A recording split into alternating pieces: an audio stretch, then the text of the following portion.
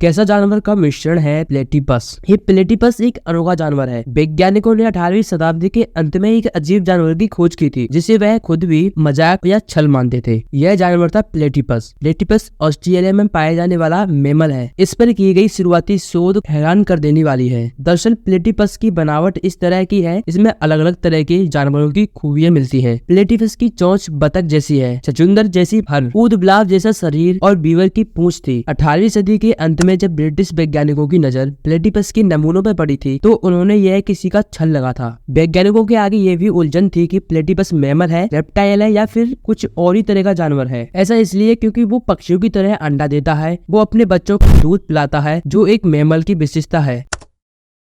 पुराने घरों में आप देखते होंगे कि आपको घरों में ज्यादातर दो दरवाजे ही मिलते थे। 90 के दशक में या उससे पहले के समय में घर और कमरे के इंटीरियर यानी कि प्रवेश द्वार में कुछ अलग होता था। उस दौर में एक कमरे में दो दरवाजे लगते थे जिन्हें किवाड़ कहा जाता था और वे साथ बंद होते थे। अब दो किवाड़ लगाने का चलन कम हो गया है और इसकी जगह सिंगल डोर ने ले ली है। क्या आपको एक कमरे में दो किवाड़ ही लगाने के पीछे की वजह पता है? दरअसल पुराने समय में घरों की संरचना वास्तु और इसके अलावा बुजुर्गों की सलाह पर होती थी। इनके अलावा पुराने समय में संयुक्त परिवार में लोग रहा करते थे जिनके नियम काफी अलग थे। कहते थे कि कमरे की किवाड़ पति पत्नी के रिश्ते को दर्शाते हैं जो एक दूसरे के बिना अधूरे हैं। सिलवट्टा चकला वेलन को भी संयुक्त परिवार की तरह साथ में रखने की सलाह दी जाती थी। ये सभी तथ्य प्राचीन मान्यताओं पर आधारित है। टाइम्स नाउ ऑफ भारत इनकी पुष्टि नहीं करता। Thank you for watching my video. अगर कुछ जानकारी मिली तो कमेंट में बताएं। मिलते हैं नेक्स्ट वीडियो में।